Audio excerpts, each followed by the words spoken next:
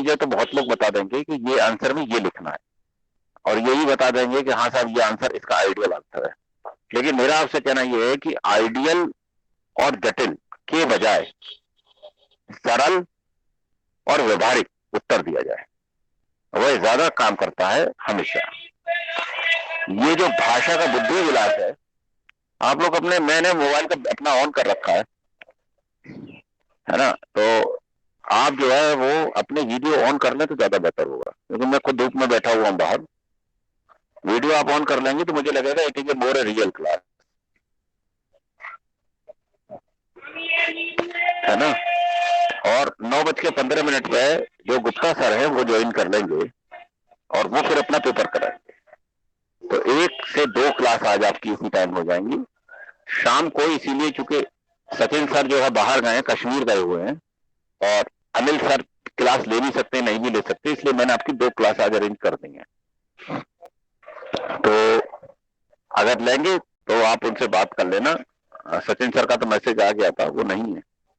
Sukhdeep sir की तबीयत खराब है तो वो कल करेंगे क्लास, और कल और परसों में वो क्लास लेंगे, क्या नाम है, प्रवीण सर। तो भाई आप कुछ बोलते नहीं हो उधर से, मतलब आप लोगों को पढ़ाना बड़ा मुश्किल काम है, ये मेरे हर एक आदमी कहता है। आवाज आ रही है आपको? क्योंकि ये तक कहते हैं कि आपने कैसे बच्चे इकट्ठे किए हैं, ये कोई जवाब ही नहीं देते। सॉरी सर, और अभी आप ऑन उम्मीद कर कर रहे रहे हैं कि थे। ये सिविल सर्वेंट बन जाएंगे। मतलब मुझसे कई मेरे मेंटर्स ने कहा, देखो सर कभी बंजर कभी ऐसा जमीन में, लगता है, सर कभी कभी ऐसा लगता है कि बंजर कंटिन्यू जमीन टीचर में, पढ़ाते बंजर हैं। जमीन में खेती नहीं हो सकती। आप जितने सर प्रश्न पूछेंगे उतना अच्छे टीचर को आनंद आएगा, उतना वो ज्यादा पढ़ाएगा। आप पूछने नहीं पूछेंगे तो भी ढीला पड़ जाएगा। आप लोग बिल्कुल, मतलब मेरी समझ में नहीं आता किस तरह की एजुकेशन आपकी रही है। क्या आपने कोई काउंटर क्वेश्चन करते हो, कोई सवाल पूछे तो घुमाटा मार जाते हो, और ख्वाब देख रहे हो डीएम बनने का, एसडीएम बनने का। ऐसे तो नहीं बना जाता एसडीएम, ऐसे लेखपाल नहीं बन पाइएगा।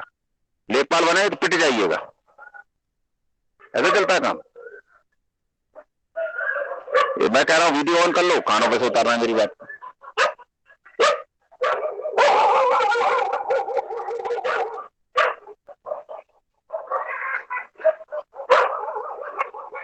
क्या तो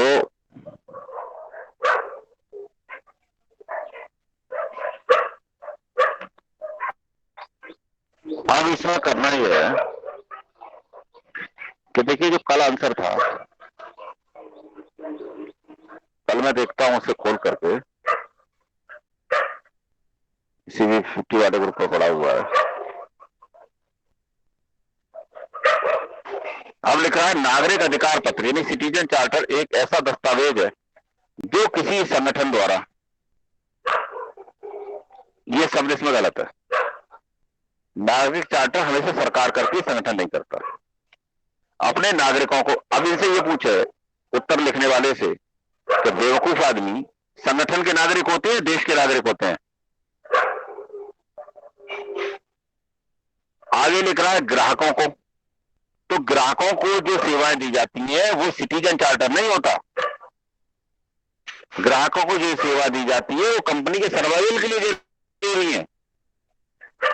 अगर आप समय पर सेवाएं नहीं देंगे, ग्राहक, अगर आप जाएंगे दुकान पर मांगने पर किसी से सामान, वो आपको सामान ना दे, कुरकुरे मांगने के कुरकुरे ना दे, तो आप जाएंगे उसके यहाँ? No sir. सेवाओं सेवाओं सूचनाओं और शिकायत के निवारण की व्यवस्थित पहुंच। अब शिकायत के निवारण का मतलब ये कोई भी आप कंप्लेंट कर रहे हैं तो ये बात तो इसमें सही है कि सरकार पर लागू होता है ये। और सूचना आरटीआई। अब मुझे इनसे ये पूछा जाए, जिन लेखक हैं, कि एक प्राइवेट ऑर्गेनाइजेशन जो सरकार से कोई सहायता नहीं ले रहा है और बिजनेस कर रहा है, सपोज आप जिस पब्लिक स्कूल में पढ़े हैं वो सरकार से कोई ग्रांट नहीं लेता, जैसे कि अलीगढ़ में ब्लू वर्ल्ड स्कूल है, मैं जी गारंटी सर। भर रहा हूं आप उससे सूचना आरटीआई के तहत मांग ही नहीं सकते, उस पर लागू ही नहीं होता। तो आंसर को इन इडियट्स ने बहुत अच्छा बनाने के चक्कर में उस आंसर में इतने जटिल शब्द डाल दिए हैं कि आपको कंफ्यूज करते हैं। आप किसी प्राइवेट इंस्टीट्यूशन पे तो ये लागू ही नहीं होता। सूचनाओं, अच्छा वो सूचनाएं अभी आप जाइए किसी हॉस्पिटल में, वो बिल तक तो आपको देते नहीं है पैसा जमा कराने के बाद। अब की व्यवस्थित पहुंच का मतलब ये होता है कि उसका एक सिस्टम हो। व्यवस्थित पहुंच और अव्यवस्थित पहुंच में क्या अंतर है ये समझिए। रेलवे का आप रिजर्वेशन कराने जाते हैं, मैं आपको हर एक बहुत छोटे छोटे एग्जाम्पल से समझाऊंगा। रेलवे का आप रिजर्वेशन कराने जाते हैं तो या तो काउंटर पर जाते हैं या अपने मोबाइल से करते हैं। तो मोबाइल में जी सर। व्यवस्थित पहुंच का मतलब है कि पहले अपना नाम भरेंगे, फिर अपनी ट्रेन का नाम भरेंगे, फिर सीट भरेंगे। ये एक व्यवस्थित पहुंच है सिस्टम पर। अव्यवस्थित पहुंच क्या थी? अव्यवस्थित पहुंच ये थी कि पहले रेलवे रिजर्वेशन में बड़े घोटाले होते थे, दलालों के गैंग सक्रिय थे। वो दलालों के गैंग जिसको रिजर्वेशन चाहते थे उसको दिला देते थे। आज से 20 साल पहले की बात है। तो किसी भी सिस्टम तक बहस। अच्छा, रही बात प्राइवेट सेक्टर की, तो देखो प्राइवेट सेक्टर में कभी भी पहुंच हमेशा उन्होंने हमेशा से व्यवस्थित रखी है। आप मुझे ये बताओ कि आप में से आपके गांव से जो बस आती है गांव तक, शहर तक, अगर वो प्राइवेट कोई ऑपरेटर चला रहा है तो क्या उसकी टिकट की ब्लैकमेलिंग होती है? No sir. कभी सुना है आपने? एक टिकट की ब्लैकमेलिंग नहीं कर सकता। कंडक्टर अगर टिकट की ब्लैकमेलिंग करेगा तो मालिक उसे निकाल के बाहर कर देगा। लेकिन हाँ, सरकारी क्षेत्र में ये होता था, खूब जमकर होता था। सरकारी क्षेत्र के ड्राइवर को इस बात का पैसा मिलता था आज से 20-30 साल पहले कि तू अपनी बस को धीमे चलाएगा जिससे प्राइवेट की बस आगे निकल जाए और सवारी जो है उसमें ज्यादा मिल जाए। तो ये एक तरह का भ्रष्टाचार था। तो संगठन पर ये चीजें लागू नहीं होती। प्रतिबद्धता, व्यवस्थित पहुंच का मतलब और अव्यवस्थित पहुंच का मतलब यही है। व्यवस्थित पहुंच का मतलब यह है कि जो सरकार भर्ती करेगी या कोई भी सरकार भर्ती करेगी, सरकार जो भी नीति बनाएगी उसमें हर आदमी को एक सर्टेन राइट होगा। अव्यवस्थित का मतलब यह है कि हमने घोटाला कर दिया, जिसने फार्म नहीं भरा वो भी भर्ती हो गई, अव्यवस्थित पहुंच हो गई। व्यवस्थित पहुंच की को पूरा करेंगे, पहुंच प्रदान करने के लिए प्रयास करता है। इसमें संगठन की प्रतिबद्धता को पूरा करने के लिए, ये भगवान कितनी शुद्ध हिंदी लिखी है इन्होंने, इसमें संगठन की प्रतिबद्धता को पूरा करने के लिए नागरिक संगठनों की अपेक्षाओं को भी शामिल किया गया है। इसकी कोई जरूरत ही नहीं है भाई। संगठन की प्रतिबद्धता का मतलब यह है कि आपकी प्रतिबद्धता का मतलब यह है कि आप दिन में 12 घंटे पढ़ रहे हैं, आप प्रतिबद्ध हैं। माता पिता के आपकी प्रतिबद्धता का मतलब यह है कि आप उनको जाकर के रोज मनोरंजन करा रहे हैं, उनके पास बैठ रहे हैं, आपकी प्रतिबद्धता है। तो संगठन की प्रतिबद्धता का मतलब यह है कि वो संगठन जिस काम के लिए बना है, सरकार जिस काम के लिए बनी है, सरकार किस काम के लिए बनी है? सरकार जन कल्याण के लिए बनी हुई है, राज करने के लिए नहीं बनी हुई। तो जन कल्याण की जो नीतियां हैं, या संगठन नहीं है, सरकार की प्रतिबद्धता क्या है कि जन कल्याण की नीति। अरे सरकार अभी बनी है, आपने देखा नहीं? पहली कैबिनेट में माननीय मुख्यमंत्री जी ने कहा कि जन कल्याण की नीतियों पर हमें खरा उतरना है। जी सर, जी सर। तो अपनी प्रतिबद्धता है ना, उन्होंने कहा भाई हम अपने संकल्प पत्र के प्रतिबद्ध रहेंगे, जो हमने जन कल्याण की नीति घोषित करी है उनसे हम बिल्कुल अड़े रहे।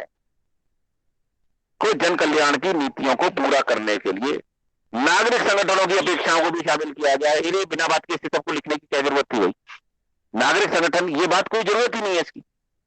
तो इस तरह के आंसर कृपया करके इंटरनेट में न तलाशें, और इस तरह के आंसर अगर कहीं आते हैं तो ये आपकी तैयारी में दवा कम और नुकसान ज्यादा है। इससे बेहतर तो यह है कि आप इसे न जानें, क्योंकि इसे जानने के चक्कर में आप जो है इस तरह के आंसर आपको बहुत परेशान कर देंगे। अगला क्या लिख रहा है? इसके मुख्य संगठकों को, अरे भैया इतने शुद्ध हिंदी लिखने की जरूरत नहीं है, इसमें लिख दो इसके मेन पार्ट ये हैं।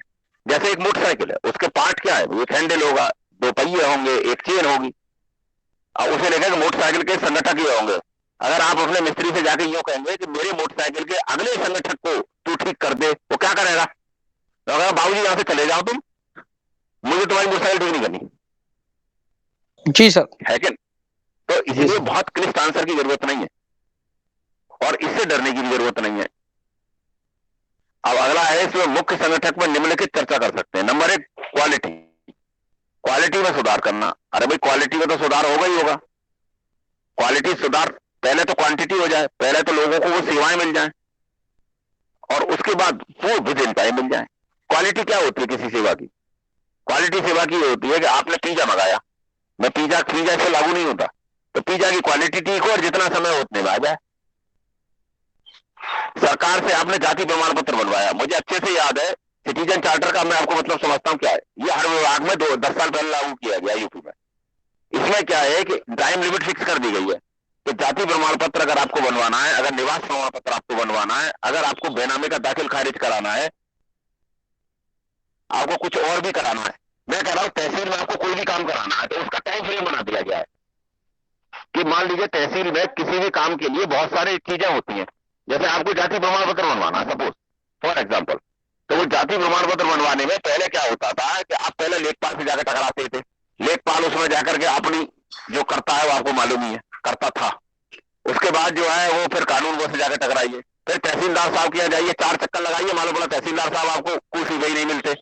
उनका बाबू जो है वो, उनका बाबू आपको 20 चक्कर लगवा देगा, आज नहीं आना कल आना। अब आपका आने जाने का पैसा खर्च हुआ और आपकी अपनी खेती मारी गई और अपना काम मारा गया। आपकी गैया भैंसियां भूखी मरी जा रही हैं और वहां तहसीलदार साहब आपके दस्तखत नहीं करके दे रहे, क्योंकि तहसीलदार साहब के आपके जैसे बहुत आ रहे हैं। तो अब इसमें क्या किया सरकार ने कि इसमें टाइम लिमिट हर की फिक्स कर दी।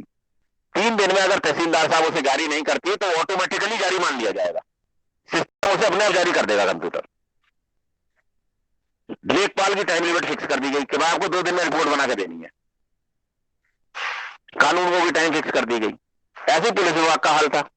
पुलिस विभाग में क्या था कि आप अगर पासपोर्ट बनवाने गए तो वहां वो पासपोर्ट को आपको 15 दिन डाले रहेंगे, फिर 10 दिन बाद थानेदार साहब गश्त में गए, थानेदार साहब जो है घटना स्थल पर गए, थानेदार साहब वहां बिजी है, थानेदार साहब वहां बिजी है, तो उसमें टाइम लिमिट कर दिया। अब एप्लीकेशन सॉफ्टवेयर, अब उसका और तरीका कर दिया, एप्लीकेशन सॉफ्टवेयर डेवलप कर दिए गए कि आपको कुछ नहीं करना, आप किसी भी सुविधा केंद्र पे जाइए, अगर आप अनपढ़ है तो और खुद इंटरनेट चलाना जानते हैं तो आपको अपना चरित्र प्रमाण पत्र पुलिस से बनवाना है, तो आप उसे इंटरनेट पे डाल दीजिए अपनी डिटेल, वो विदिन 10 डेज या विदिन 5 डेज वो बनकर चला आएगा। ये इसलिए बनाया गया है नागरिक सुविधाएं, मतलब एक नागरिक के रूप में ये सुविधाएं आपका हक है। ये सरकार के मुजाहिम आप पे कोई एहसान नहीं कर रहे। इसीलिए एक जमाने में रिजर्वेशन आपका अगर कोई करा देता था पड़ोसी, तो वो 15 साल आप तक आता था उसी एहसान को कि तुम वैष्णो देवी गए थे तो तुम्हारा रिजर्वेशन कराया था मैंने। आज कोई इस बात को कह सकता है? वो एक सुविधा है जो आपको मिलनी चाहिए एक नागरिक के रूप में, क्योंकि आप इस नागरिक के रूप में इस देश का टैक्स भरते हैं। आप बेरोजगार हैं लेकिन उसके बावजूद टैक्स देते हैं। जब आप मोटरसाइकिल चलाते हैं तो पेट्रोल भराते हैं, उसमें टैक्स देते हैं। आप मार्केट से क्रीम खरीदने जाते हैं, उसमें आप टैक्स देते हैं। तो ये सुविधा आपको मिलनी चाहिए। यही सिटीजन चार्टर है। इसे साधारण शब्दों में डिफाइन करिए, दिस इज सिटीजन चार्टर। आप मार्केट में जितने आइटम खरीदते हैं, कुरकुरे खरीदते हैं, उस पर भी टैक्स है। तो आप राष्ट्र के निर्माण में कंट्रीब्यूट कर रहे हैं। सरकार उस टैक्स का उपयोग अस्पतालों को बनाने में करती है, रेलवे लाइन के बनाने में करती है, गरीबों के कल्याण की योजनाओं में करती है। जितना वेलफेयर के काम होता है, जितना डेवलपमेंट का काम होता है, आपकी सुरक्षा में करती है, सेना में खर्च होता है वो पैसा, उसमें हर एक का अंशदान है। कोई ऐसा नहीं है जो टैक्स ना देता हो। हम जैसे अफसर इनकम टैक्स देते हैं साथ में। आम आदमी जो इनकम टैक्स नहीं देता, वो मार्केट में जितनी ब्रांडेड चीजें खरीदता है सब में टैक्स देता है, सब में जीएसटी लगा हुआ है। तो इसीलिए उसका ये अधिकार है कि सरकार जब उससे टैक्स वसूल रही है तो सरकार की जो सेवाएं हैं वो उसे आराम से मिल जाए। वो सरकार का कोई एहसान नहीं है, सरकार का कर्तव्य है।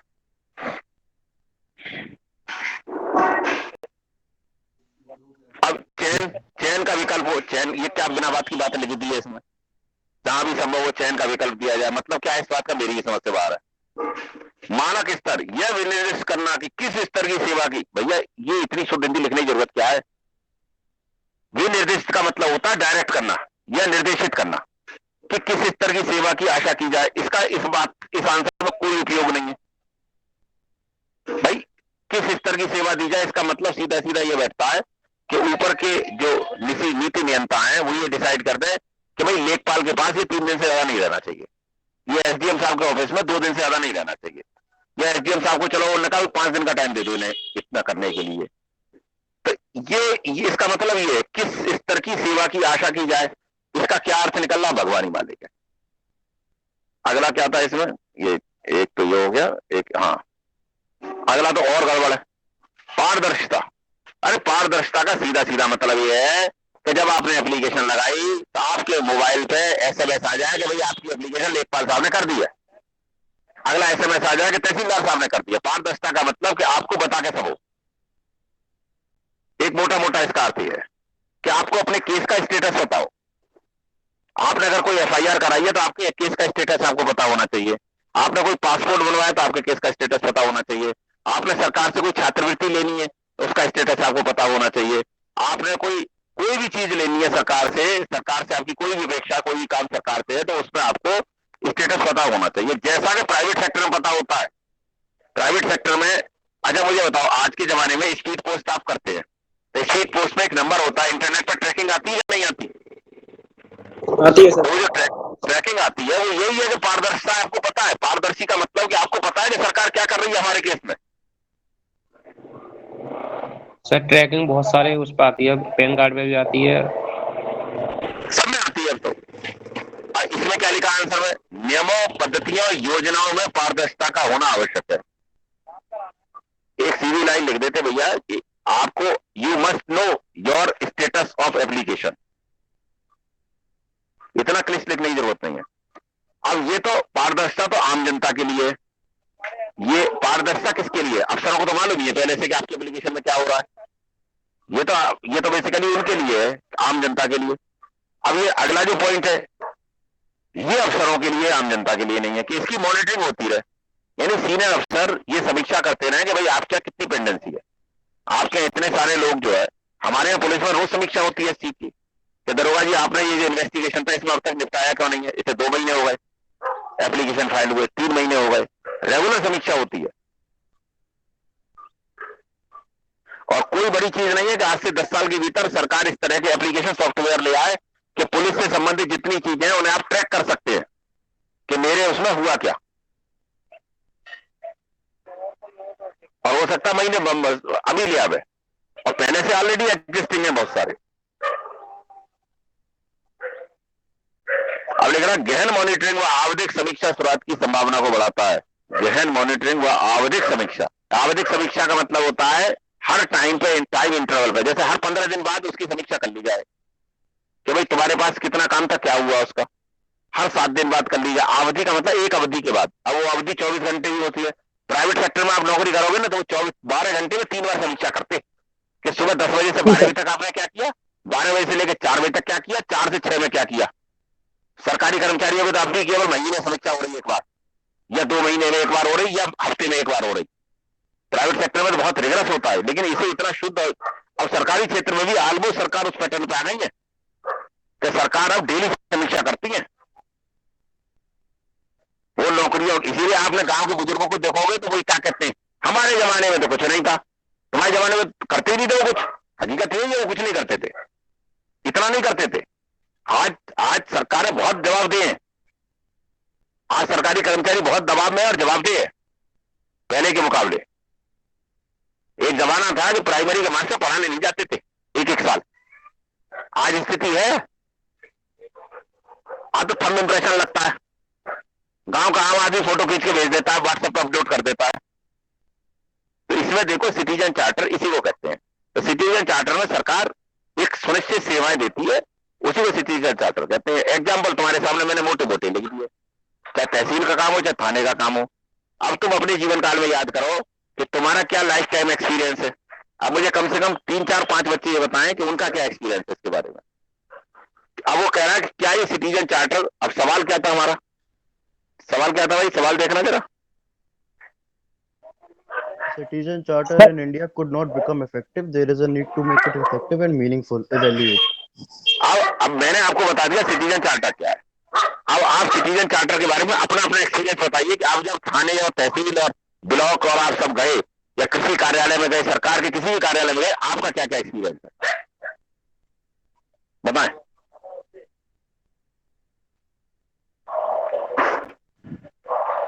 अरे तुम लोग कभी कहीं गए भी हो या बिल्कुल घर में ही रहते हो? किसी का कोई एक्सपीरियंस नहीं है? नहीं, मेरा सर पुलिस थाने का एक्सपीरियंस रहा है। बहुत बढ़िया, बताओ, उसमें बेचका बताइए, तो डिस्कशन है भाई जी। दरअसल मैं जब एक एफआईआर करवाने गया था मोबाइल चोरी की, तो उस सिलसिले में मेरी थानेदार से बात हुई थी, जिन्होंने मुझे ये विश्वास दिलाया गया था कि मेरे जो भी एफआईआर हुई इसके ऊपर से बाद इंस्पेक्टर जांच करके इसकी आपको रिपोर्ट दे दी जाएगी 1 हफ्ते में कि आपको मोबाइल मिल पाएगा या नहीं मिल पाएगा। जिसके लिए मुझे पहले 2 दिन में ही बता दिया गया था कि भाई आपका मोबाइल ये नहीं मिल पा रहा है, या जो भी समस्या रही है आपको नहीं, मुझे हर अपडेट किया जा रहा था, मुझे बार बार कांटेक्ट किया जा रहा था इस चीज को लेके। उन्होंने और एप्लीकेशन आपकी पहली बार में ही ले ली थी, टहलाया तो नहीं था? नहीं नहीं, बिल्कुल टहला नहीं था, बिल्कुल ये तो पहली नहीं बार। करा कि कल आना, आज दरोगा जी बिजी है? नहीं नहीं नहीं, बिल्कुल नहीं। वो वहाँ के जो मुंशी थे उन्होंने मेरे से काफी अच्छे से बिहेव किया था, और काम काफी अच्छा किया था। ये अभी पिछले हम्म। महीने की बात है ये। अच्छा, वेरी गुड। तो उसके बाद आपको मोबाइल मिला नहीं मिला? नहीं, मेरे मित्र का मोबाइल था सर, मोबाइल मिल गया था। मोबाइल मिल गया था? जी। उन्होंने आपको अपडेट किया था कि ये प्रोग्रेस हो रही है आपके केस में? हाँ सर, अपडेट किया था, और उन्होंने मुझे ये बोला गया था कि आप मुख्यमंत्री इस पे इस नंबर पे एक बार कॉल करके अपडेट कर दीजिएगा, एक बार ऑनलाइन एफआईआर और करवा दीजिएगा, जिससे आपको फॉलो अप मिलता रहेगा आपको। Very good. यही वो सिटीजन चार्टर है जो मुख्यमंत्री समन्वित शिकायत निवारण प्रणाली है, भारत ये यूपी में चल रही है, जी आईजीआरएस, जी इंटीग्रेटेड ग्रीवेंस रिड्रेसल सिस्टम। जी यानी समन्वित शिकायत, समन्वित मतलब सब एक साथ सब विभागों की एक साथ कर सकते हैं आप शिकायत। समन्वित का मतलब ये, ग्रीवेंस का मतलब शिकायत, निवारण क्या कहते हैं, रिड्रेसल मतलब निवारण, उसका निवारण किया जाएगा शिकायत का। और सिस्टम तो लेकिन है, ये पूरा वो सिस्टम वर्क करता है कंप्यूटराइज। हाँ, तो सर इससे फ्रॉड होने का खतरा भी कम हो जाता है इस बिल्कुल बिल्कुल। तो आपको क्या लगता है कि सिटीजन चार्टर को प्रभावी और अर्थपूर्ण बनाने की आवश्यकता है या नहीं है? सर और बनाना प्रभावी चाहिए, बनाया क्योंकि जा सकता है? सर बनाना चाहिए, क्योंकि इससे पारदर्शिता ज्यादा बढ़ती है, लोगों के मन में विश्वास बैठता है कानून व्यवस्था के प्रति, या किसी भी सरकारी कार्यालय के प्रति। इससे विश्वास बैठेगा कि हाँ, सरकार हमारी सुन रही है, सरकार हमारे काम कर रही है। अभी तक तो लोगों को ये था कि सरकारी ऑफिसों में काम ही नहीं होता है, क्योंकि लोग सुनते नहीं थे। अब लेकिन ये सिटीजन चार्टर एक्ट की वजह से ये जितना भी पारदर्शिता आई है, मुझे लगता है कि ये ज्यादा बेहतर है, और आगे अच्छे इस पे रिसर्च करके हम इसमें आगे जाओ बेहतर कर सकते हैं इस पे कुछ। हमारी यूनिवर्सिटीज को सिटीजन चार्टर और ये जो शिकायत निवारण प्रणाली है ना, इसे बीए और एमए में एक सब्जेक्ट के रूप में शामिल कर लेना चाहिए। और सर सब्जेक्ट बीए। नहीं तो कम से कम इसे एक पॉलिटिकल साइंस में या एक मतलब जिसे कहना चाहिए कि आम अधिकार में, बल्कि ये तो मुझे लग रहा है कि एक विषय के रूप में कंपलसरी में शामिल कर लेना चाहिए। मेरे ख्याल से हर आम कोर्स आदमी में को करना इतना चाहिए सर। जागरूक हो जाना चाहिए एक विषय के रूप में, जब हम इसे शामिल कर लेंगे ना, जी एक विषय के रूप में, या एक किताब इसकी हाई स्कूल एंटर में बना देंगे हम, जी, कि तो एक आम आदमी को ये बचपन से ही पता चल जाएगा कि उसकी इस समस्या का निदान कहां से होना है। बिल्कुल सही है सर। मुझे तो मेरी अपनी ओपिनियन है पर्सनल।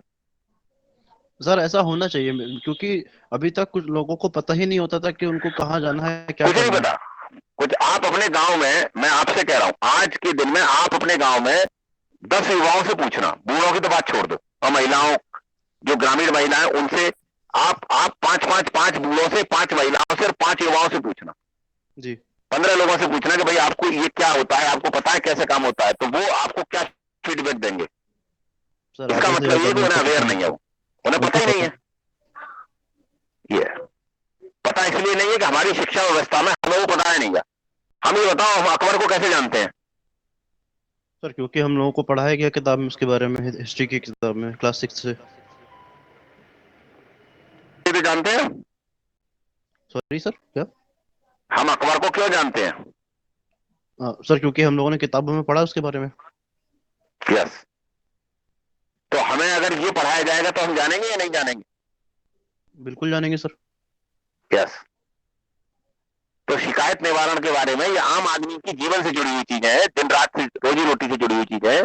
कभी ना कभी उसे कहीं ना कहीं सरकार से काम पड़ता है, तो उसे सरकार के सिस्टम कैसे ऑपरेट होते हैं ये पता होना चाहिए। और कम से कम हाई स्कूल इंटर लेवल पर ना हो तो बीए लेवल पर तो अवश्य हो, जिससे सरकार के बारे में उसे पूरा चीजें पता रहे कि सरकार की फंक्शनिंग कैसे होती है।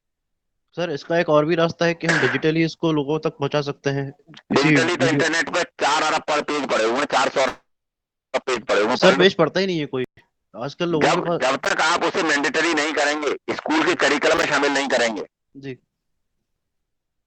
ठीक, जी तब तक नहीं है। जब तक आप उसे दंड और रिवार्ड से नहीं जोड़ेंगे, किसी भी चीज को जब तक इनाम और दंड से नहीं जोड़ा जाता है, तो इसमें इनाम मिलने की प्रक्रिया होनी चाहिए। इनाम क्या? आपका अंक। आपका पेपर होगा तो अंक आपके इनाम के रूप में मिलेंगे, तो आपको कंपलसरी सब्जेक्ट के रूप में से क्वालिफाई करना पड़ेगा। जी। That's the thing. लेकिन मुझे लग रहा है कि अभी 10-20 साल में हो जाएगा हिंदुस्तान में सब चीजें। जरूर सर हो जाएगा, अगर ये और कोई गवर्नमेंट बताए? इस। और कोई बताए? Anyone else? अगला कोई बच्चा बोले। सर अभी हमारे ताऊ जी को एक्सपायर हो गए थे, तो वो बनवाया था वारिसन प्रमाण पत्र। अच्छा, वारिसन प्रमाण पत्र बनवाया, ठीक। हाँ सर। तो अलीगढ़ अलीगढ़ ने क्या किया है कि अलीगढ़ सुशासन के नाम से एक वेबसाइट बना रखी है। हम्म। उसमें आपका सब पता चलता रहता है कि तहसीलदार ने क्या किया, लेखपाल की रिपोर्ट क्या आ गई, डीएम के यहाँ क्या हुआ। तो सिटीजन चार्टर में एक अच्छा उदाहरण हो सकता है सर, कि आप घर बैठे पता कर सकते हैं कब आपका प्रमाण पत्र बन के तैयार हो जाएगा। यही आपको लिखना है इस आंसर में, यस सर।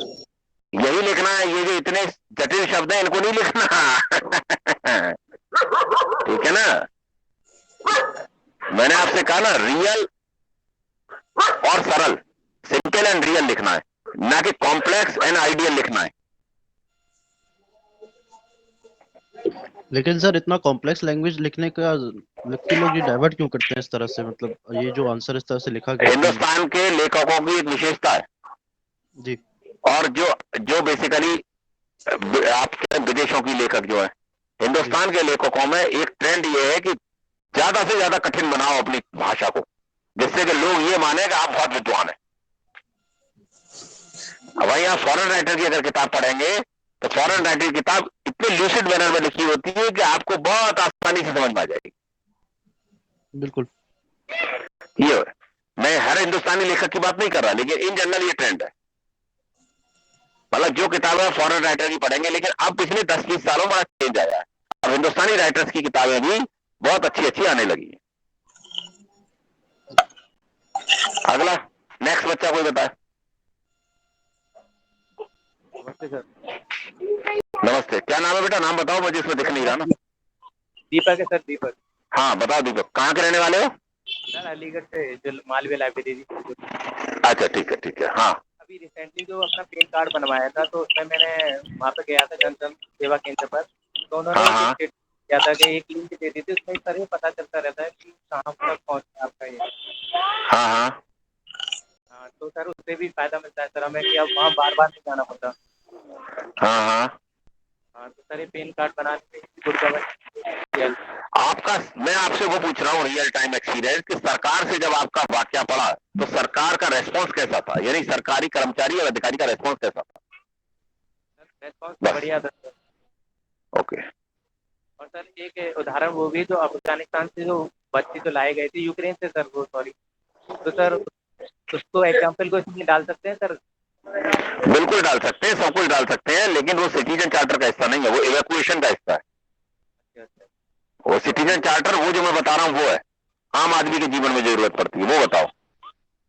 यूक्रेन क्राइसिस तो अलग चीज है बिल्कुल, वो सिटीजन चार्टर थोड़ा ना है, वो तो हमारी फॉरेन पॉलिसी है। वो बच्चे जो आए थे सर, वो तो आम नागरिक की इससे तरह नहीं आए तो वो थे, तो सिटीजन चार्टर के तहत थोड़ी आए यार, कंफ्यूज मत होइए।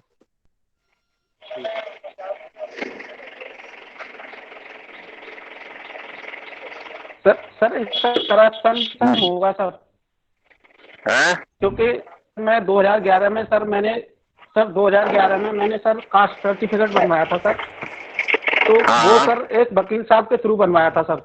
उसमें सर उन्होंने हाँ 300 रुपये लिए थे सर। और हाँ। अभी मैंने सर 2021 में कास्ट सर्टिफिकेट बनवाया सर, उसमें केवल 50 रुपये में सर वो बन के आ गया सर। बस यही अंतर है भैया सिटीजन चार्टर लागू होने के बाद। ये बीच का ये हाँ दलाली बट्टा है ना, ये बंद हो जाएगा।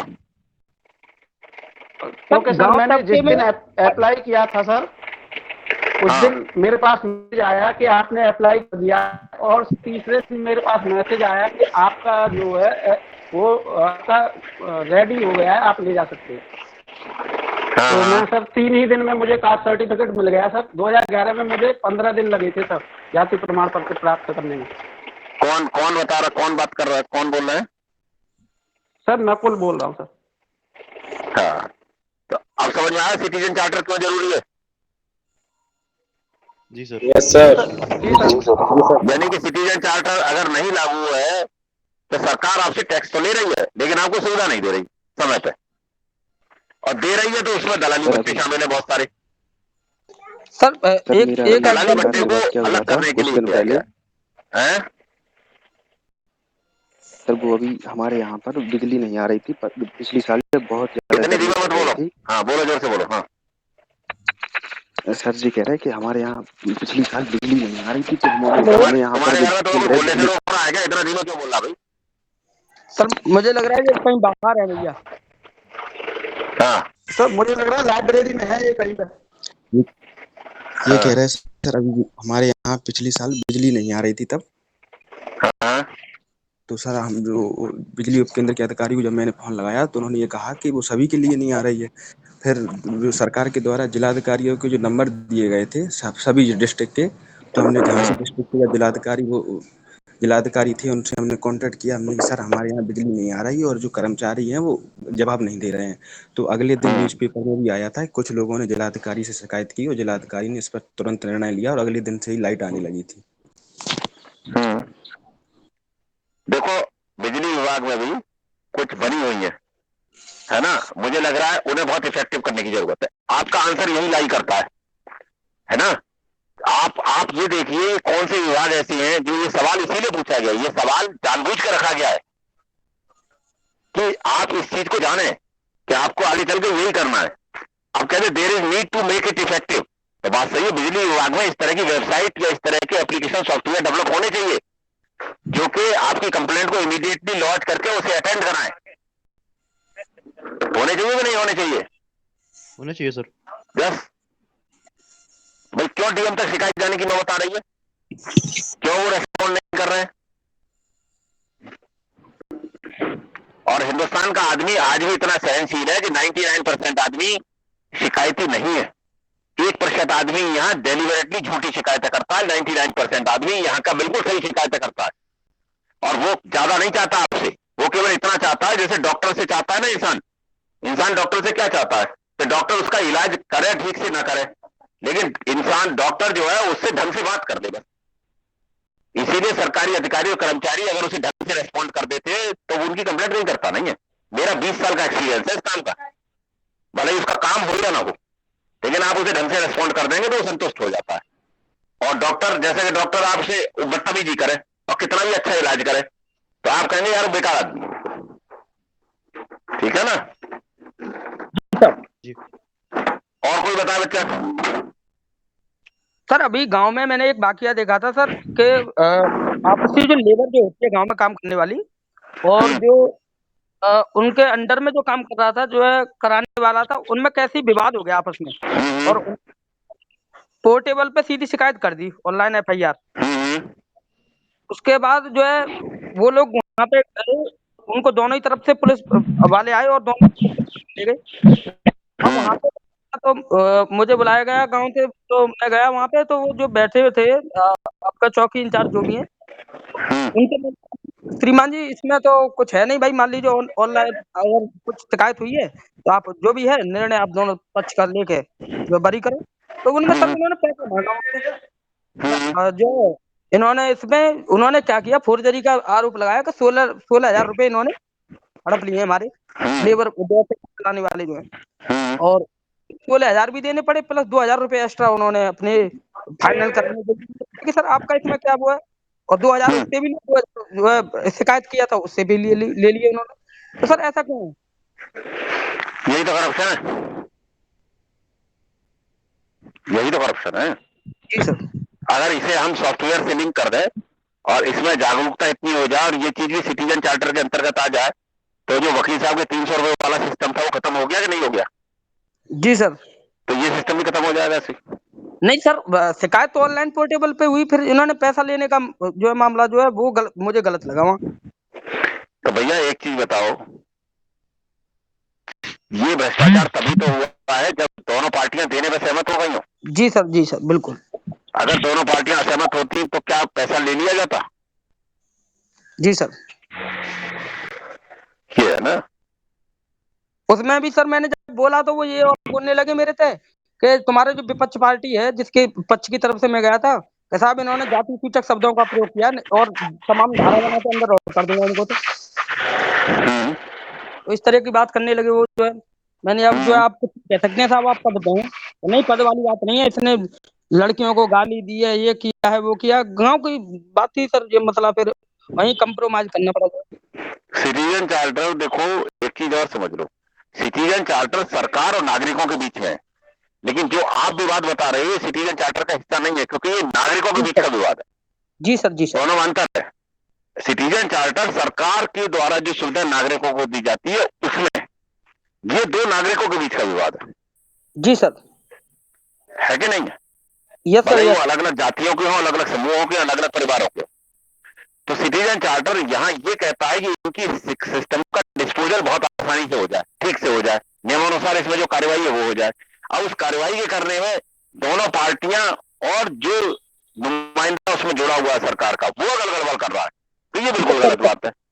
Yes sir. इसकी कंप्लेंट जरूर होनी चाहिए। ये मॉनिटरिंग जो लोकल अफसर है उन्हें देखनी चाहिए कि वो इस तरह की चीजें हो रही है कि नहीं हो रही हैं।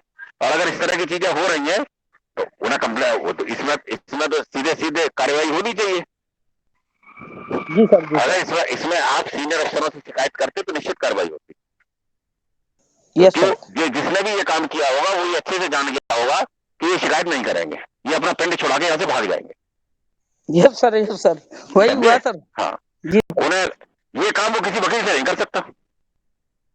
उसे अच्छे से मालूम है, वकील साहब को सब पता है कहाँ कहाँ शिकायत होती है, कप्तान कितने बजे बैठता है, एसपी कितने बजे बैठता है, डीआईजी कितने बजे बैठता है। जी तो सर, जी तुरंत वहां सर। से फोन मिला देते। जी सर। ये कमी हमारे देश का जागरूकता की है। Yes sir, yes sir.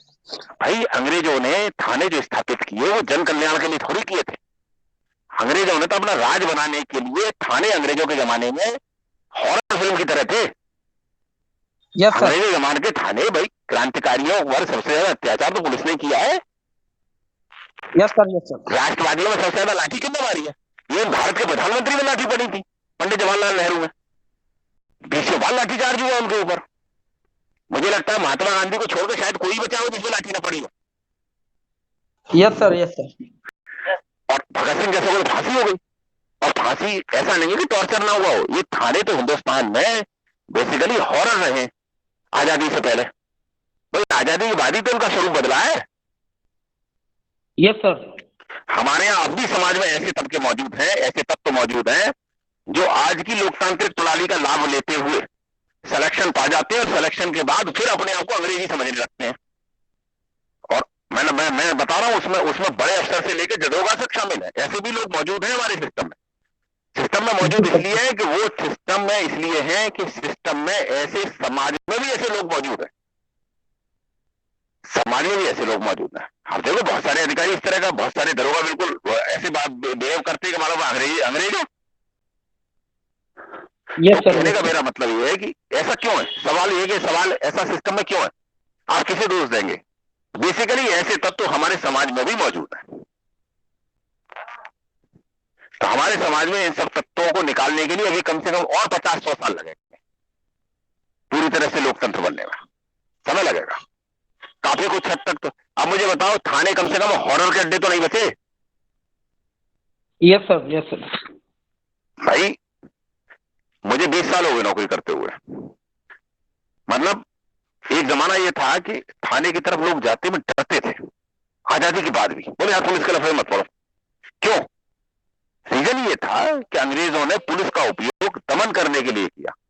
मैंने आपको हिस्ट्री पढ़ाई है, जब देश में पुलिस एक्ट लागू हो रहा था तो 1857 की जब क्रांति हुई तो उस जमाने में जो यहाँ का कॉइनिंग वायसराय था उसने एक लेटर लिखा भारत सचिव को, इंग्लैंड, और उसने ये कहा कि हमें एक ऐसी संस्था बनानी है जो हमारी सत्ता को अनवरत रूप से यहां बनाए रखे सर, और उसको पूरा सिस्टमेटाइज और लीगलाइज करना है। सत्ता तो पहले से मौजूद थी, उन्होंने पुलिस को बनाया। उससे पहले तो पुलिस का बहुत अस्तित्व था नहीं। कोतवालों को छोड़ करके कहीं थे नहीं। मुगल काल में कोतवाल हुआ करते थे बड़े बड़े शहरों में, तो कुछ नहीं होता था। आम जनता की शिकायत सुनने वाला कोई नहीं था वहां, कुछ नहीं था वहां।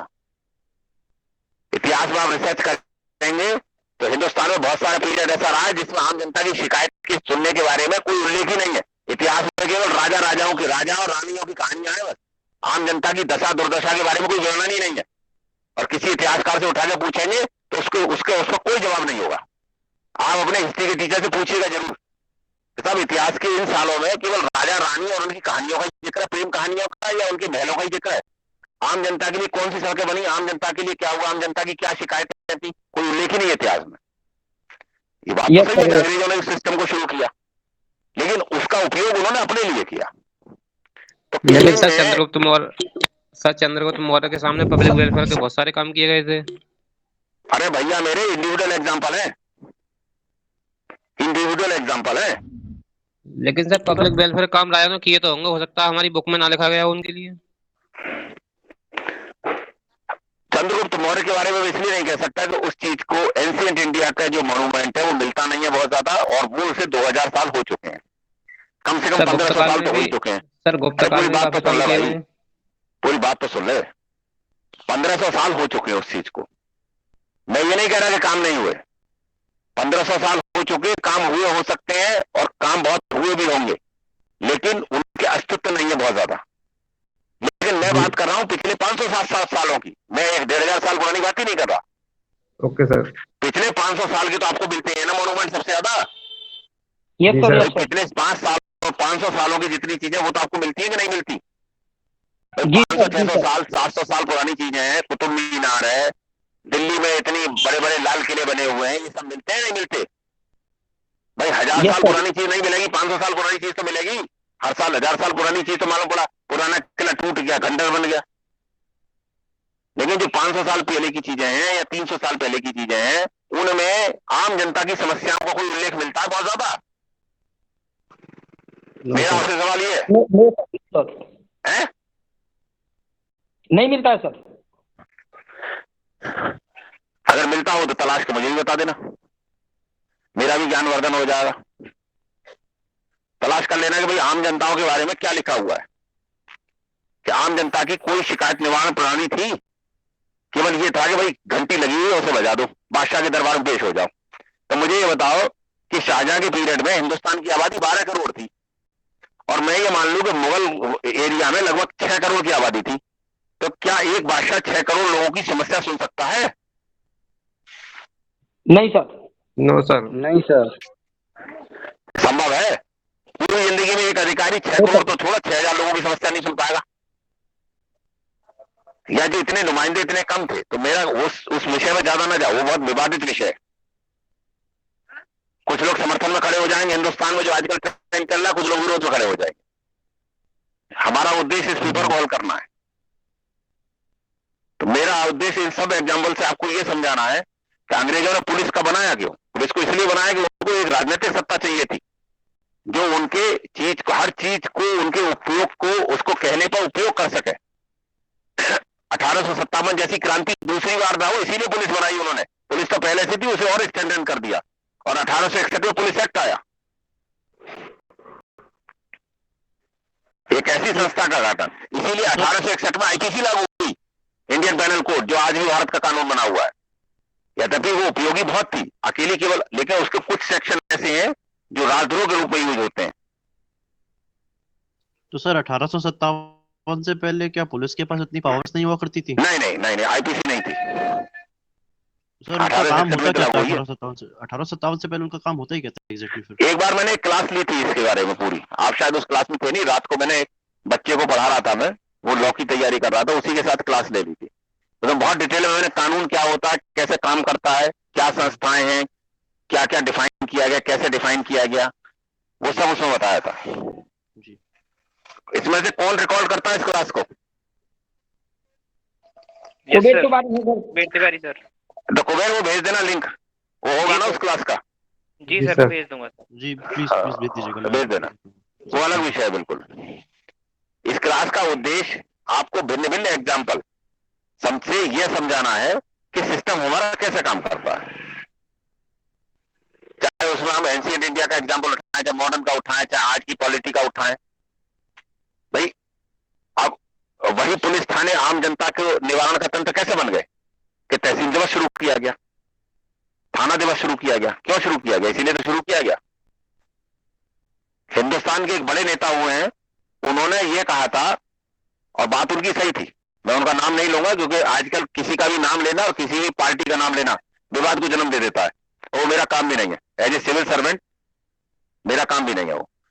उन्होंने ये कहा था कि डीसी, उस राज्य में डीएम नहीं होता था, डीसी होता था, डिस्ट्रिक्ट कलेक्टर कहते हैं वो, कि लोग डीसी के दरवाजे पे नहीं जाएंगे, डीसी लोगों के दरवाजे पे जाएगा। और उन्होंने एक नए सिस्टम को जन्म दिया जिसे कहते हैं तहसील दिवस।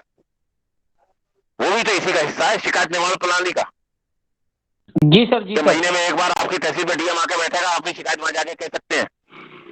मंगलवार के दिन ज्यादा करते हैं सर इस चीज को, मंगलवार वो दिवस वो बोलते वो हैं। अलग चीज है, अलग चीज है कि हमने मंगल चुना के बुध चुना के बृहस्पति चुना। उससे पहले तो ये था भी नहीं। अंग्रेज जमाने में तो कलेक्टर केवल एक दिन मिलता था जनता से। कलेक्टर की दिनचर्या आपको सर शायद पता डीसी नहीं है।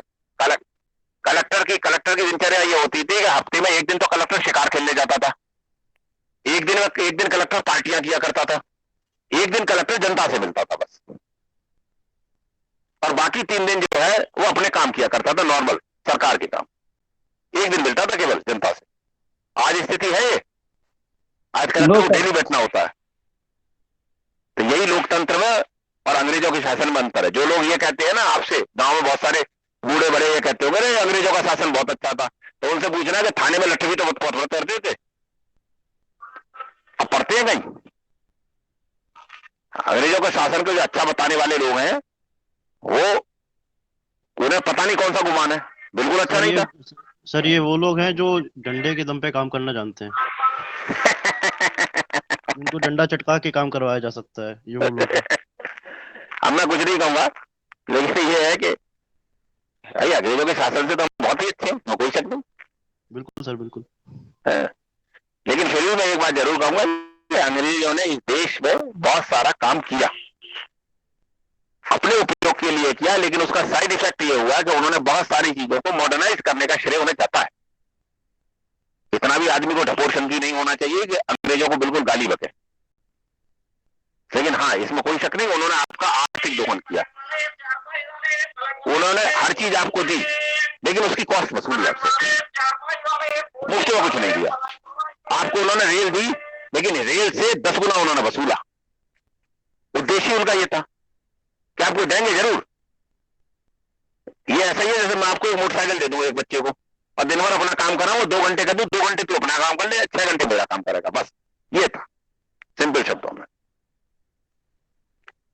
देखो मैं बहुत सारे एग्जाम्पल आपको देता हूं, हो सकता है मेरा एग्जाम्पल एक्यूरेटली फिट ना होता हो, लेकिन 40% से लेकर 80% तक वो फिट होगा।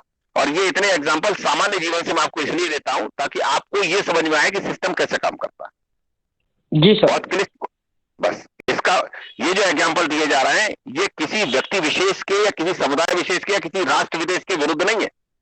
ये केवल आपको समझाने में मदद कर रहे हैं आम बोलचाल की भाषा में। अच्छा टीचर वही है जो आम बोलचाल की भाषा में आपको मदद करे चीजों को समझने। नहीं लिखा तो ज्ञान सारा किताबों में है ही है। जी। Yes sir. अगला बताओ सवाल क्या है?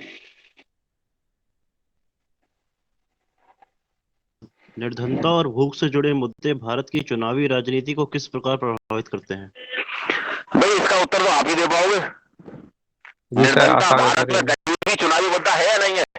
गरीबी तो बहुत जी पुराना सर। चुनावी मुद्दा है। भारत के प्रधानमंत्री ने गरीब हटाओ नारा भी दिया था। सर गरीबों ये को तो हटा आज दिया। का मुद्दा है, ये तो लोकतंत्र आते ही मुद्दा शुरू हो गया भैया। गरीबी नहीं हटी सर, गरीबी बढ़ गया। नहीं, ये बेकार की बात है। गरीबी कौन सा तो गरीब सर हटाओ, बहुत ये हटी बताओ, है। कौन सा गरीब हटा? ये बिल्कुल बेकार की बात है। लोग इसका नहीं मजाक सर, उड़ाने में काफी हिंदुस्तान में क्या दिक्कत है कि यहाँ बड़ी से बड़ी चीज का भी लोग मजाक उड़ा लेते हैं। मैं कहता हूं उस जिसने नारा दिया हो सकता है उसके कार्यकाल में ना हटी हो तो उसके बाद हटी है, हटी जरूर है। और काम आजादी के लेके अब तक खूब हुआ है, ऐसा नहीं काम नहीं हुआ, काम हुआ है। गरीबी का नहीं हटी भाई। ये अलग बात है कि तब सरकार के पास टैक्स का इतना पैसा नहीं होता था कि वो गरीब कल्याण की बहुत योजना चला सके, लेकिन आज सरकार के पास टैक्स का पैसा है तो सरकार गरीब कल्याण की योजना चला सकती है। सर इस बार जो उत्तर प्रदेश के चुनाव को सर जो फ्री राशन है मिला है सर, उसने बहुत प्रभावित किया है सर। अरे भैया ये पेपर कब हुआ है, कौन सी तारीख को हुआ है?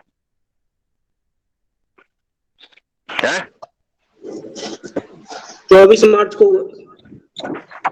24 मार्च को हुआ है। तो देखो उन्होंने बिल्कुल सही लिखा है। देखो बिल्कुल रियल टाइम सवाल दे रहे हैं वो एग्जाम में। अब कह रहे हैं निर्धनता और भूख से जुड़े मुद्दे भारत में चुनावी राजनीति को किस प्रकार प्रभावित करते हैं। अब उसमें वो आपसे आइडियल आंसर नहीं चाहते, बिल्कुल रियल आंसर चाहते हैं।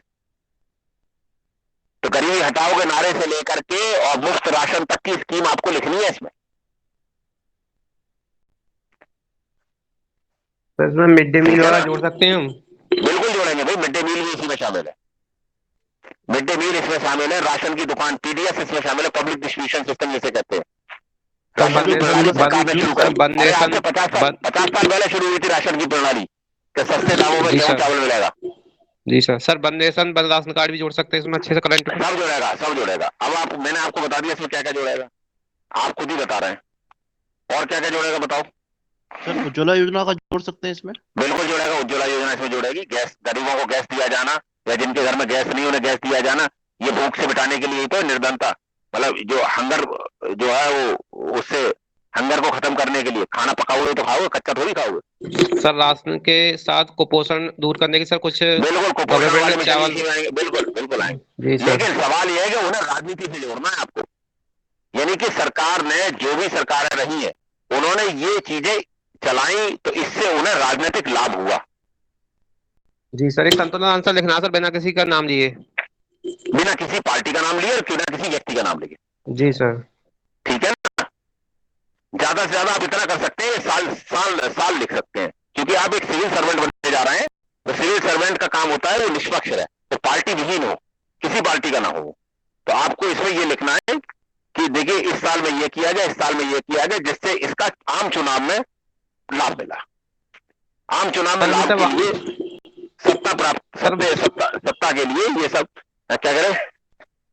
सर उस समय हमारे यहाँ पे काफी भुखमरी थी जब सर हम खाद्यान्न पर निर्भर नहीं थे, तो हम सर वहां से 2 लाइन शुरू कर सकते हैं। बिल्कुल, इसे आपको आजादी मिलते ही शुरू करना है। जी सर। सर हरित क्रांति जोड़ सकते हैं इसमें 2 लाइन में। जो लोग अंग्रेजों का पीरियड बहुत अच्छा बताते हैं, उनसे जरा ये पूछना है कि 1942 से लेकर 1945 तक बंगाल में, अकेले बंगाल में 4 करोड़ लोग मरे थे भूख से। जी सर। 4 करोड़। तो उनसे पूछना है कि ताऊ जरा ये बताया कि 4 करोड़ लोग मिले, तो ताऊ कहेगा मुझे तो अपने काम के बाद दूसरे काम का नाम नहीं पता। जो लोग इसकी तारीफ करते हैं, मैंने उनसे कई बार गाँव में पूछा, मैं गाँव में जाता रहता हूं, तो मैंने पूछा गाँव में लोगों से कि भाई ये बताओ, बहुत तारीफ करते हो, आपको मालूम है कि अंग्रेज जाते जाते भी इस देश में बड़ा अकाल पड़ा था? बोले हमें तो मालूम ही नहीं है कुछ भी। हो सकता है सर उन्हें कलर इन्फॉर्मेशन ना हो, या वो एजुकेशन ना रहे हो। वो एजुकेटेड नहीं थे। अंग्रेजों ने इस देश में एजुकेशन को बहुत ज्यादा फैलाया ही नहीं। अगर एजुकेटेड हो जाते तो वो समझ नहीं जाते। तो बस आज कम से कम ये तो स्थिति है। मुझे याद आ रहा है, आज से 20 साल पहले तक उड़ीसा के काला हांडी में अकाल पड़ जाता था। ये पिछले 10-15 सालों में हुआ है। ये उड़ीसा, अब देश में कहीं अकाल नहीं पड़ता। तो भूख एक चुनावी मुद्दा तो है ही। सर इस समय तो सर इस समय तो गवर्नमेंट भी सर अगर कहीं प्रॉब्लम होती है खेती के लिए तो वहां पर पैसा दे देती है ना। और सर वैसे भी गांव में तो सर बहुत खुश हैं लोग इस बात से कि कोरोना काल में जो इतना अनाज बांटा गया है उससे लोगों के घर चल गए हैं। और इलेक्शन में जीतने का रीजन भी यही है कि लोगों के मन में ये है कि हाँ हमारी मदद की है गवर्नमेंट ने डिप्रेशन में। सर फाइनेंशियली मदद भी बहुत करी है, क्योंकि 500 बहुत रुपया ज्यादा लोगों मदद के हुई खाते में है पहुंचा क्योंकि इतना क्रिटिकल टाइम था कि लोगों के पास पैसे भी नहीं थे उस समय पे। और जो गरीब तबके के लोग हैं उनको सर जितना ये अन्न वगैरह वितरित किया गया था योजनाओं के तहत उससे उनका जो घर वर चलता रहा, खाने की तो परेशानी नहीं रही है उनको। ग्रामीण क्षेत्र में मनरेगा योजना थी ना सर, उसका बहुत ज्यादा यूज किया था गवर्नमेंट ने इसका इसमें। कुछ लोगों के सर कई मतलब साल से वो उन्होंने पैसा नहीं जमा किया, केसीसी वाली जो प्रक्रिया वो माफ हो गई। तो ये भी एक बहुत बड़ा मुद्दा है कि साहब हमारा तो माफ नहीं जा रहा है। तो अब आप मुझे बताओ कि आज हमने 3 सवाल केवल डिस्कस किए, तो आपको लगता नहीं कि आप IAS PCS बन सकते हो? कितने कोई कठिन सवाल है? सिटीजन चार्ट का नहीं सुना था, बाकी सर सारे क्वेश्चन इसमें एक प्रकार से पढ़े हुए, अच्छे से पढ़े हुए हैं। आप और बच्चे बताएं। नहीं सर, आसान सवाल काफी आसान से हैं। अगर कोई अच्छे से उसको पढ़ेगा तो मेरे ख्याल से जरूर उसको लिख पाएगा अच्छे से आंसर। बिल्कुल पढ़ेगा, अच्छे से पढ़ेगा। और सबसे बड़ी चीज इसमें देखो, टीचर का रोल यही होता है। टीचर का रोल ये होता है कि वो कठिन से कठिन शब्दों को आसान से आसान भाषा में समझा दे। हेलो सर, ये सर किताबों से ज्यादा तो सर ये व्यवहारिकता से जुड़े हुए प्रश्न हैं सर। ये किताबों से नहीं आएंगे, ये तो व्यवहारिकता से जुड़े हैं। आपको केवल इन्हें फ्रेम करना है, आपको इनको रियल लाइफ से निकाल करके एक सिस्टम में फिट करना है, अपने आंसर में इन्हें फिट करना है। और यही सरकार के सिविल सर्वेंट का यही काम होता है। पेपर का जो अब की बार सब सिनेरियो है ये ऐसा है कि इसमें एक तो ऐतिहासिक पृष्ठभूमि से प्रश्न पूछे ले रहा है वो, और एक जो हमारे आम जीवन से जुड़ा है। अब प्रत्येक क्वेश्चन में आगे पीछे यही देखने को मिला है अब की बार। तो बस इसमें आपका रोल ये है और हमारा रोल ये है कि देखो ये किताबों में तो सब चीजें लिखी हुई हैं, लेकिन जी वो सर। जो भाषा है जो किताब में लिखी हुई, जो मैंने कल लिखा था बोगस आंसर, इसीलिए लिखा था। अब आपको समझ में, अब आप मुझे बताओ कि आप जो हम आपको बता रहे हैं इस तरीके से लिखना आपके लिए आसान होगा, या वो जो आंसर लिखा हुआ था ऐसे लिखना आसान होगा? सर इस सर तरह जो से आपने लिखना बोला ज्यादा है ना आसान होगा। सर, वो माइंड पे बिल्कुल फ्रेम कर गया, और सर इसे तो हम अब कभी भी लिख सकते हैं ऐसे आंसर के सामने आते हैं तो। सर एक फिल्म तरह से चल रही दिमाग में कि जो सोचा है उस तरह से लिख सकते हैं आराम से, अच्छे से। ज्यादा इस पे जोर देने की जरूरत नहीं पड़ेगी। लाइव एक्सपीरियंस के जरिए हम ज्यादा अच्छे से आंसर आप लिख पाएंगे। यही है भैया, अच्छे डायरेक्टर जो फिल्म का होता है ना, वो कठिन से कठिन विषय पे भी बहुत आसान शब्दों में फिल्म बना देता है। अच्छे टीचर का रोल ही यही है कि वो कैसे शब्दों में उसे आंसर को बताए जो उसे लगे कि यार ये तो बहुत आसान था, ये तो मैंने कभी ऐसा सोचा ही नहीं। यही जी रोल सर। होता है। जी सर। जी सर। अभी एक कुबेर तिवारी ये बच्चा है हमारा अलीगढ़ का, इसने लिख के डाला आंसर, वो है इसमें ग्रुप में इस वक्त। Yes sir. अब तुम समझ लो आंसर तुम्हें ऐसे ही लिखना है, जी सर। बहुत क्लियर सब है। नहीं सर, मैंने तो इंग्लिश में लिखा है वो आंसर, आपने हिंदी वाला अबे बोला था। अंग्रेजी में लिखा है जी ताऊ, सर। जी सर। लेकिन वो जो अंग्रेजी में जी लिखा है, वो जो हिंदी की अंग्रेजी है उसके भी शब्द अंग्रेजी के बहुत कठिन है, जरूरत नहीं है उसकी। अंग्रेजी में भी यही लिखना यस जो मैं सर। बता रहा हूँ साधारण शब्दों में, यस सर। इतनी यस क्लिष्ट सर। अंग्रेजी लिखने की जरूरत नहीं है। Okay sir.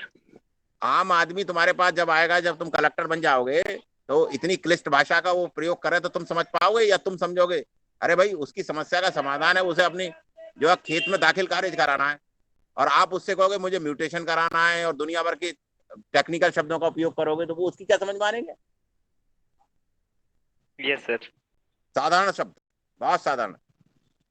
यूपीएससी जी में सर। जितने जी मेरे पर्चे टॉप किए या जितने भी मेरे पर्चे सेलेक्ट हुए आज तक, मैंने किसी को भी कठिन शब्द उपयोग करते नहीं देखा। Yes sir. अगला सवाल क्या है? संविधान की उद्देशिका, basic feature of the proportion of the human dignity, इसको कौन बताएगा? सर इसे हम लिख सकते हैं, वो तेरे मतलब उद्देश्य प्रस्ताव को जो जेएल नेहरू ने पेश करे थे वहां से स्टार्ट करके लिख सकते हैं सर हम इसे।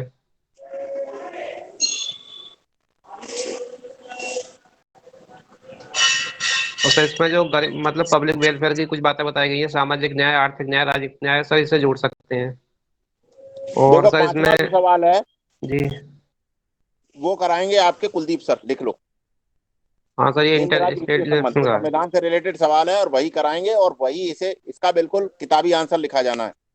हाँ सर, भाग 12 में लिख जाएगा आर्टिकल 301 हाँ से विद 307 तक। एग्जाम्पल, लेकिन विद एग्जाम्पल लिखा जाना। मेरा ये तैयार नहीं है इस वक्त, मैं लिखा नहीं पाऊंगा। हाँ सर आज चौथा पीडीएफ नंबर लिया का गया जो तो सवाल ये है, लिख जाएगा सर आराम से। चौथे नंबर का जो सवाल है, उस सवाल को आज आप लिखेंगे और मैं कल या परसों में जब आपकी क्लास लूंगा तब इसे एवेल्युएट करूंगा।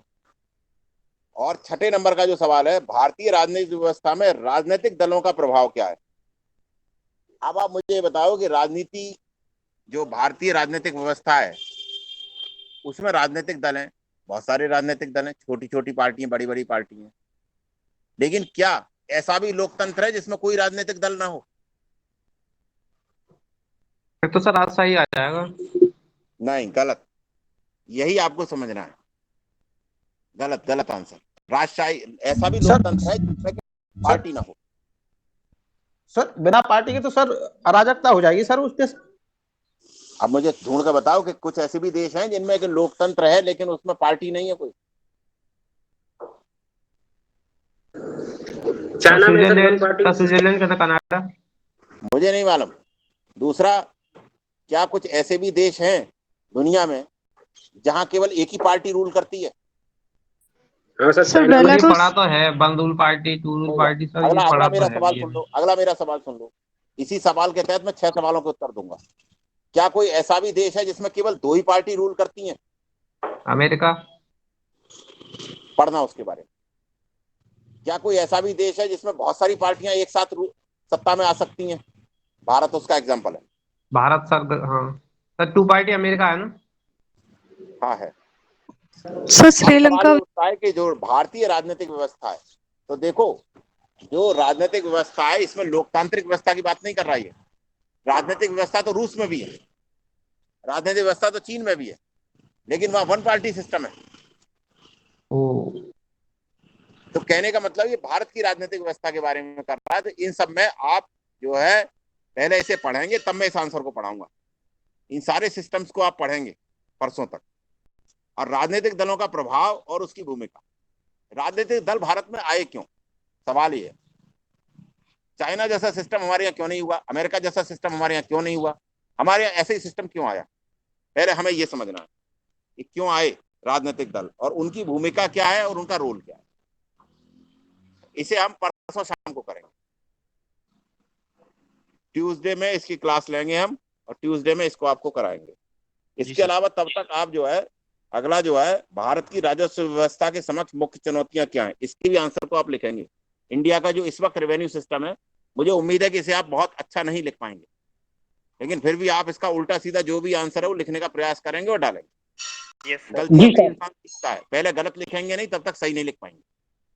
ठीक है जी सर, जी सर। वो एसपी गुप्ता सर से बात कर लो, वो आपका टेस्ट लेंगे बस 1 मिनट सर, हो गया। सर ऑनलाइन आ गए सर, ज्वाइन हो गए। टाइम के बाद पाबंद है। अरे सर नमस्कार। नमस्कार सर। तो सर वो मेरे जाने का समय हो गया। सर मैं लॉग इन हो चुका हूँ। हाँ सर मुझे मालूम था, मैंने 9:15 इसीलिए लिखा था आप ज्वाइन कर जाएं करेक्ट 9:15 में। मुझे 1 घंटा क्लास लेनी थी सर। जी जी जी जी। तो सर बाकी व्यवहारिक ज्ञान तो आप देंगे। अरे सर ऐसा नहीं है, आपके सामने मैं कहाँ हूँ। नहीं नहीं नहीं, आप उन चंद लोगों में से हैं जो मेरे जीवन में मिले हैं और लोगों की फ्री सेवा करना चाहते हैं। जी नहीं सर, हमारा उद्देश्य ये है कि ये सारे बच्चे निकल जाएं तो बस हमारी मेहनत सफल हो जाएगी। हाँ बिल्कुल सही बात है। और बच्चे अच्छे